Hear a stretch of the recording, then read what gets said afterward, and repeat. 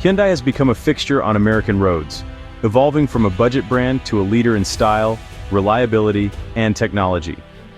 Their reputation for quality and value has made them a trusted choice for families across the country. But Hyundai's impact goes far beyond cars. They've invested billions in U.S. factories, creating thousands of American jobs and supporting local economies. Their presence is deeply woven into the nation's manufacturing landscape. Hyundai is also a major force in America's electric vehicle revolution, building battery plants and pushing the industry toward a greener future. Their commitment to EVs is a bet on the future of American motoring. So, when trouble hits a company this significant, it sends shockwaves through the industry. The relationship between Hyundai and the U.S. has been long and mutually beneficial. That's why recent events have raised big questions about the future of this partnership. What happens next could affect not just drivers, but workers and entire communities. Let's dive into the story that's put Hyundai in the spotlight.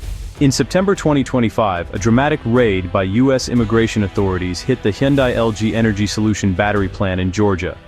The operation was massive. Hundreds detained, including over 300 South Korean technicians and engineers. These weren't just workers. They were experts brought in to launch advanced EV battery production and train American staff. The raid brought the plant's crucial setup to a halt, leaving employees stunned and operations in chaos. For many, it was a terrifying experience. One moment building the future, the next, caught in a federal sweep.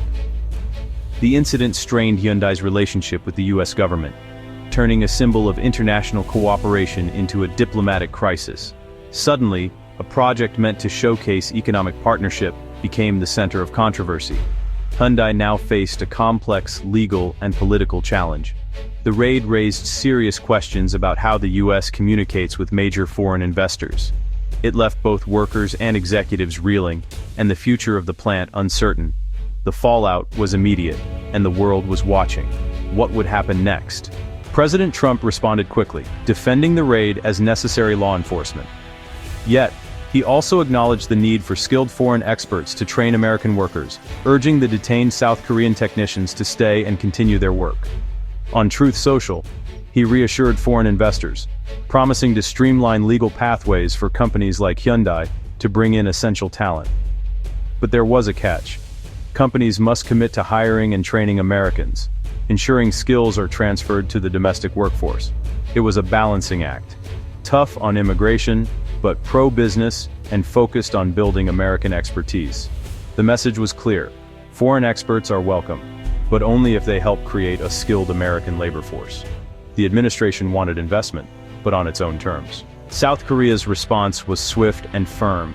They wanted their citizens home, not left in limbo. Officials cited the trauma and exhaustion suffered by the detained workers, insisting on their immediate repatriation. The focus was on their well-being, not on resuming work in the U.S. On September 11th, a chartered flight took over 300 South Koreans and other foreign nationals back home. The image of these skilled workers leaving the U.S. was a powerful symbol of diplomatic fallout. For South Korea, this was about protecting its people and expressing deep displeasure with how the situation was handled. The incident exposed a disconnect between U.S. enforcement and its economic goals. While one part of the government sought investment, another detained the very experts needed for success. The episode ended a stressful chapter for the workers, but opened a bigger debate about U.S.-South Korea relations. The message from Seoul was clear. This should never have happened. The Georgia raid sent shockwaves through South Korea's business community. President Lee Jae-myung warned that such incidents could make Korean companies hesitant to invest in the U.S. The core issue? A shortage of skilled American technicians and a lack of clear visa pathways for foreign experts. Korean firms are being asked to invest billions, but face unpredictable risks and bureaucratic hurdles. The raid undermined confidence, suggesting that even rule-following companies could face sudden disruption. High-level talks followed, with South Korea proposing a new visa category for skilled workers. Secretary of State Marco Rubio agreed to review the idea, a small but important step toward rebuilding trust. For foreign investors, stability and clarity are essential. Without them, the U.S. risks losing out on future high-tech projects. The diplomatic fallout was real, and the world was watching. Would the US adapt to keep global investment flowing? Ironically, this crisis erupted just after Hyundai announced a massive $26 billion investment in the US through 2028. The plan includes new factories, expanded EV production, and cutting-edge research in autonomous driving and robotics. Hyundai's goal: build a complete EV ecosystem in America, creating high-tech jobs and fueling innovation. This wasn't just about making more cars, it was about inventing the future of transportation on US soil. The timing couldn't have been worse. A huge vote of confidence from Hyundai, followed by a government raid. Still, the scale of Hyundai's commitment shows they're not planning to leave. Their strategy is deeply rooted in the US market. The $26 billion investment is a cornerstone of their global business plan. Despite the turmoil, Hyundai's long-term bet on America remains strong. Leaving now would make no business sense. Amid the political drama, Hyundai's cars are quietly winning over American drivers. Their 2025 models, like the Tucson and Kona, have earned top safety awards from US News, NHTSA, and IIHS. These vehicles come loaded with advanced safety features: forward collision warning, adaptive cruise control, blind spot monitoring, all standard. Hyundai's focus on safety isn't just marketing, it's proven in rigorous testing and real-world protection. The Tucson scored 9.5 out of 10 for safety, while the Kona also earned top marks. This consistency across models shows safety is at the heart of Hyundai's brand. While politicians argue, Hyundai engineers are building some of the safest cars on the road, American consumers are responding, with strong sales and growing loyalty. Hyundai's reputation for safety and value is stronger than ever.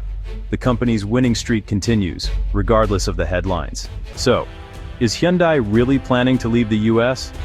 All evidence says no. The rumors are just that. Rumors, sparked by the Georgia raid but not grounded in reality. Hyundai has spent decades and billions building its American presence, with factories, jobs, and a loyal customer base.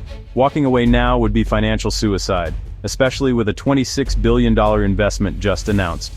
The Georgia plant remains central to Hyundai's future strategy. The real challenge is political and logistical, not market-based. The US auto market is still booming, especially for electric vehicles.